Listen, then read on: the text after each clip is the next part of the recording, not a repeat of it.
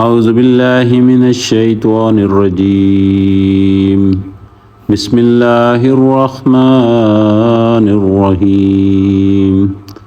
حضرت ابو ہریرہ رضی اللہ تعالیٰ عنہ بیان کرتے ہیں کہ رسول اللہ صلی اللہ علیہ وآلہ وسلم دعا کیا کرتے تھے، اللہم انی اعوذ بک من علم لا ينفع ومن دعاء لا يسمع ومن قلب لا يخشع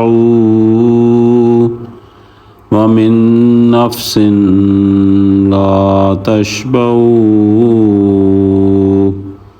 اے اللہ، میں تیری پناہ چاہتا ہوں ایسے علم سے جو نفع مند نہ ہو، ایسی دعا سے جو قبول نہ ہو، ایسے دل سے جو ڈرتا نہ ہو، ایسے نفس سے جو بھرتا نہ ہو۔ اللہم صلی علی محمد وعلی آل محمد کما صلیت علی ابراہیم وعلی آل ابراہیم انک حمید مجید۔